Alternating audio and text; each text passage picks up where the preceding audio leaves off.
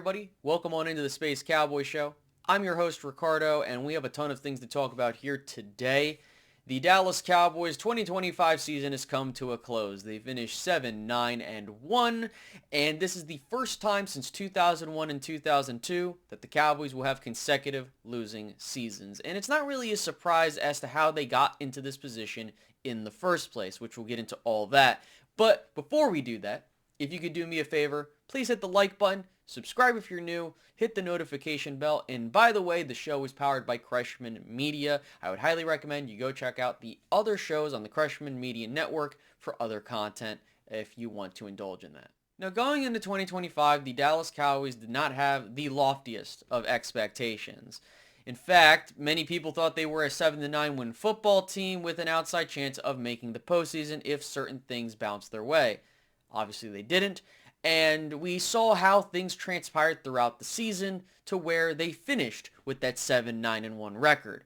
But for me, I mentioned it several times throughout the show, throughout the season, that my main objective for the Cowboys this year was to see what Brian Schottenheimer was trying to do, number one, but number two, develop a consistent identity that we can see and look at throughout the year to be like, okay, he's definitely trying to put us in this particular position moving forward.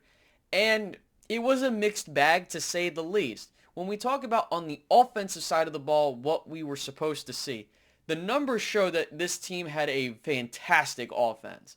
We see how they did in terms of yardage, in terms of scoring, awesome stuff.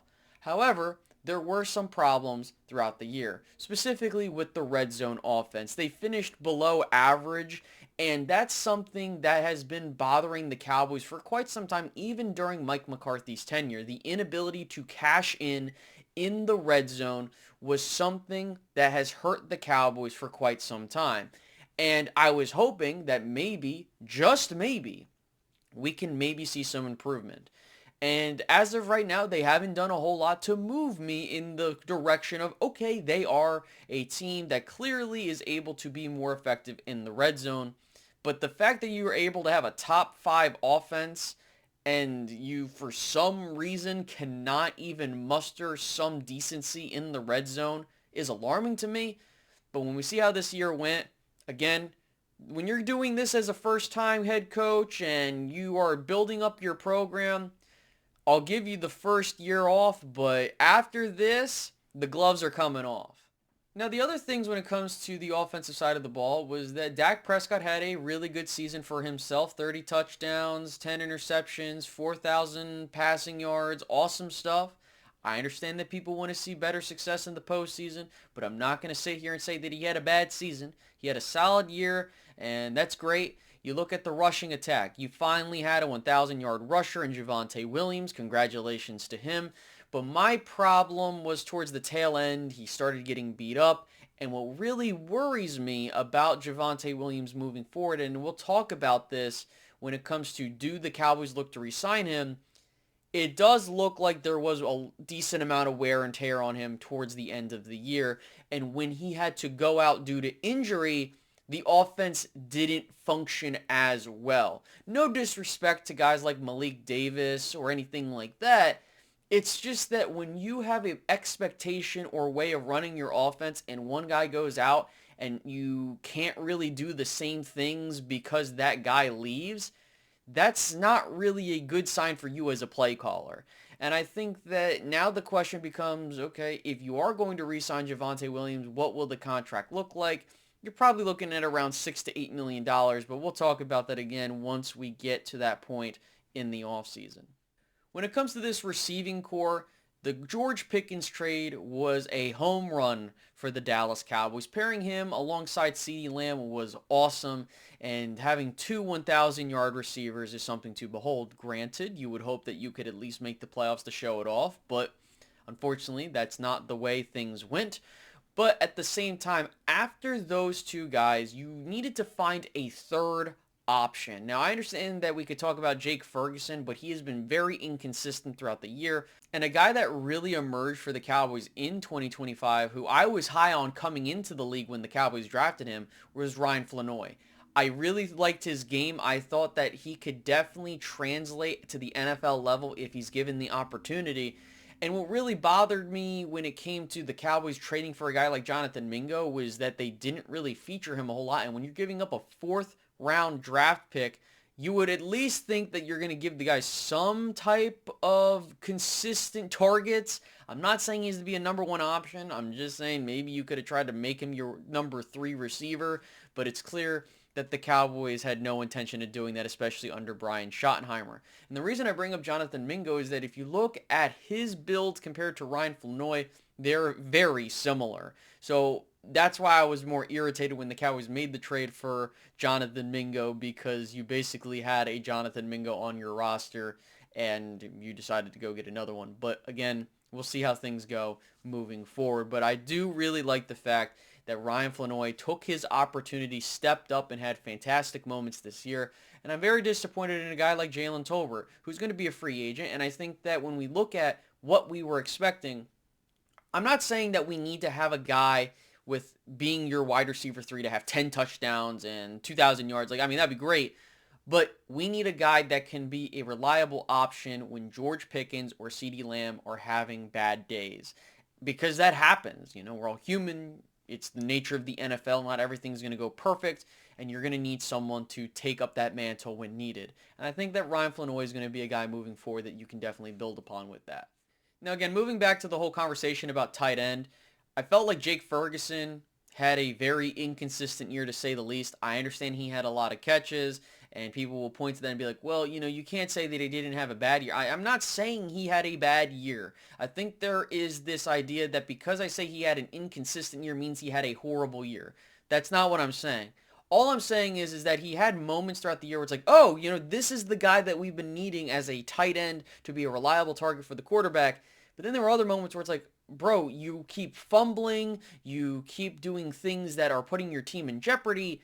You can't have that. But the thing that worries me more is the guys behind Jake Ferguson. Luke Schoonmaker, you spent a decent draft pick on this guy, and he's not doing anything for you, right? Then you have Brevin Spanford, who I like, and I think that he can develop into a reliable target for you, but I feel as if you need another tight end 2 or 3.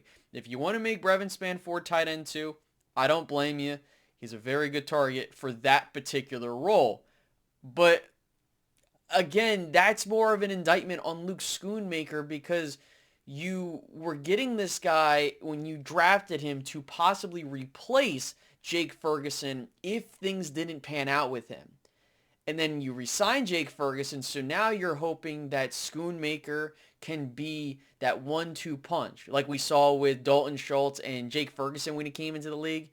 It's nice to have that, but evidently that's not what it was meant to be. I feel like backup tight end is something that we do need to work on in the offseason, but we'll get there when we get there. Moving to the offensive line. I felt like when it came to the offensive line this year, I have to give a massive shout out to Tyler Booker. He was the best offensive lineman that the Cowboys had this year, and that's saying something with the line that's including a guy like Tyler Smith, who's been fantastic ever since he's come into the league for you, but he had a down year this year. Tyler Booker, home run of a draft pick, and I understand that at the time it's not a sexy pick, to say the least, when you're taking a guard at 12, but to come in having the expectations of replacing a great in Zach Martin and doing it at the level that he did, I'm really excited to see him moving forward to become a Pro Bowl and possibly all-pro candidate at that level.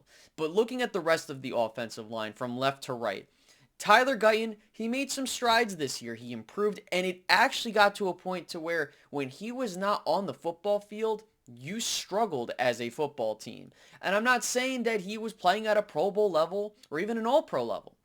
He was playing at a starting quality level where he was going to end up taking that next step. So I'm hoping in year 3, he can make that jump and continue to be consistent. Because for Tyler Guyton, he's been a guy where, okay, there are moments where there was inconsistencies, especially in his rookie year. He struggled. Then you go into the sophomore year, and you're really trying to develop, but then you get hurt. It's really hard to develop a cohesion on your offensive line when you're consistently hurt. And that even goes for a guy like Cooper Beebe at your center position because he was hurt as well. And again, you can't help when guys get injured, but when you had to replace him with a guy like Brock Hoffman, who really wasn't good for you at the center position, he had his moments, but not a long-term solution. Because I remember the talks of maybe Brock Hoffman could be your starting center. I got to give out a shout out to my guy Cowboys Beat because me and him have talked about it before, is that Brock Hoffman is a guy that isn't starter level, but he can be a solid backup for you in short spurts. So for me, I think Cooper Beebe struggled a little bit this year as well, but at the same time, again, similar to that of Tyler Guyton, I would hope that in year 3, you see that jump of, okay, this guy is playing at a above average level at the center position, which I do believe Cooper Beebe did in his rookie year for sure, but he didn't have that same flair this season. Now, as for Tyler Smith, I do believe that Tyler Smith had a down year this year, and I don't believe that he had a horrible season.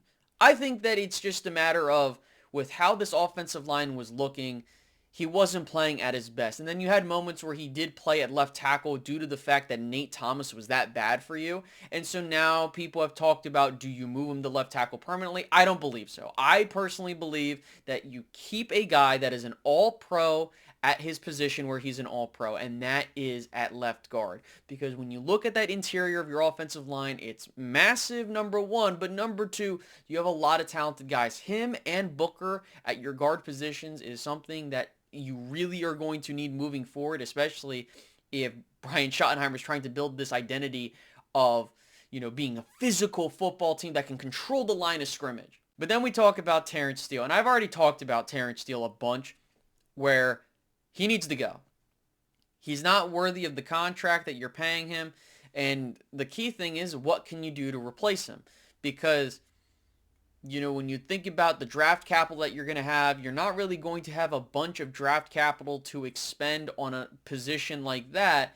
So do you hold on to him? Do you move some guys around? Now, if it was up to me, I think that the drastic thing to do would be to shuffle the offensive line around. And I know I had just said that you should keep Tyler Smith at left guard, and I still firmly believe that. But when your right tackle is that much of a liability, you're not going to be able to do things offensively that you need to do. So I would think the route that you would go down is, hey, have Tyler Smith be your left tackle, move Tyler Guyton to right tackle, which was his natural position in college. At left guard, you can insert a guy like a TJ Bass or whoever. At center, you have Cooper Beebe. At right guard, you have Tyler Booker, and then you just boogie from there. Now, again, is it going to be perfect? I don't believe so. But the fact is that the only reason that Terrence Steele is still on this team is due to the money that he is making. I don't believe that he was going to be a guy moving forward that you needed to retain, especially if you were going to cut a guy like Trevon Diggs. Granted, different situation, but if we're talking about results on the football field and availability and things like that, Terrence Steele isn't giving you that. He absolutely isn't. There's moments he's been benched this year, and I think that that is a telling sign for his future in Dallas moving forward. Now, moving over to the defensive side of the ball, I don't know where to begin. Matt Eberflus has to be the worst defensive coordinator I've ever seen in Cowboys history. You guys gave up 500 points. In fact, you've given up, out of all of the games you've played, a majority of them, 9 games, where you gave up 30 points or more. That is inexcusable. And we're hearing reports that the Cowboys are going to be waiting like 2 weeks to make a decision on Matt Eberflus. Are you dumb? You cannot be serious that you're waiting this long to make a decision as I'm recording it. So if anything happens after this video is posted, forgive me. But the reports are that the Cowboys are going to be looking to make changes on the defensive side of the ball with their coaching staff. And if Matt Eberflus is back for 2026, this thing's cooked. You cannot be serious if you really think that Matt Eberflus is going to improve in 2026. I've said it before, and I'll say it again. The amount of personnel that this guy had to work with, and I'm not saying the personnel was all great, but the fact that you kept adding talent to this room at the level that you did, and there still isn't improvement even marginally, get out of here, bro. Look, to go over the defense as quickly as possible, the edges, just not good enough. I do like Donovan Ezaraku. I absolutely love the Jadeveon Clowney signing. I would hope that the Cowboys would look to retain him in the offseason. But when you really look at this edge room, you're going to need to add a guy in the draft or in free agency. Dante Fowler was a disappointment to say the least, especially with the money you gave him. Granted, it's a one-year deal. You're really hoping that you can have this guy come in and be a solid fourth. Again, I'm not saying he needed to be a fantastic player for you, but the fact he couldn't do the bare minimum to some respect of being a starter quality defensive end just really wasn't doing it for me. Your interior of your defensive line was really good. Granted, there were some games where they were getting gashed, but adding Quinnen Williams and having Osa Odigizua, Kenny Clark here, you have a nice defensive tackle room, and you're going to need to continue to build on that moving forward. I don't have much to say of that particular group moving forward other than, hey, you got your guys. Now you just got to make it work. When it comes to your linebackers, oh my God. I mean, I don't know what to say. I love DeMarvion Overshown when he's healthy.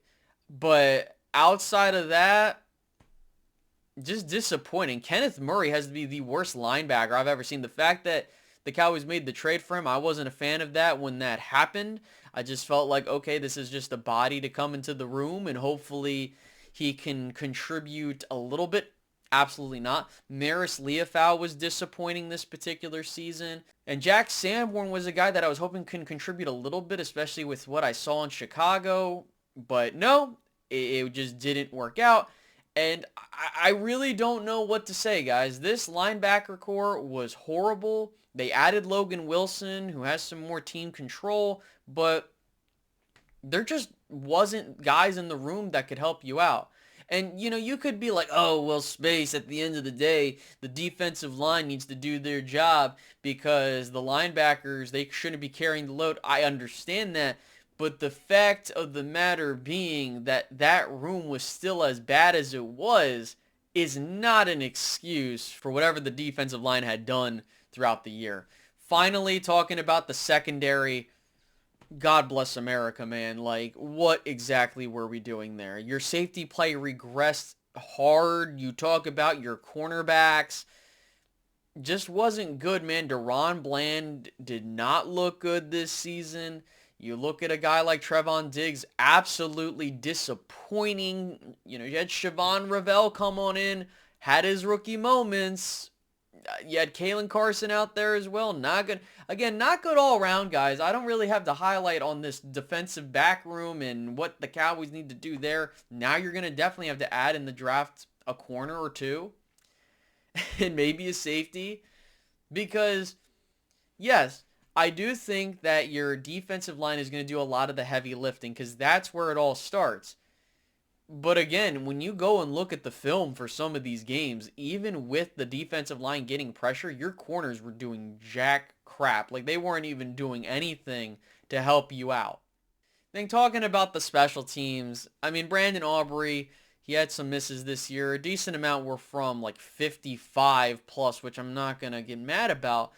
But he was clutch for you in instances, hitting 60-yard field goals. You know, Brian Anger, solid punter for you. But the thing that gets me the most about our special teams unit was the field position game. Kevontae Turpin, absolutely disappointing. You can hope that Turpin would have been better for you this season, or more specifically, the group as a whole.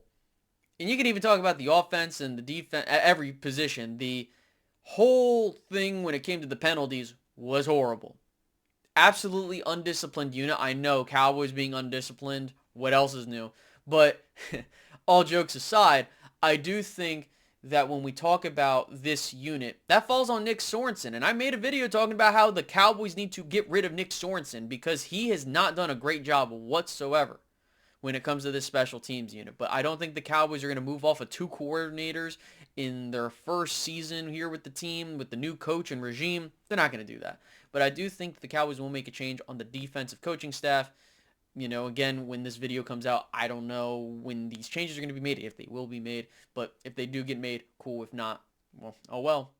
But yeah, guys, I really think when it came to this particular year, the thing that was sent to the whole fan base when it came to how the front office was approaching this particular season was when you traded away Micah Parsons, hey, 2025, it's going to just be we're going through the motions here and go from there.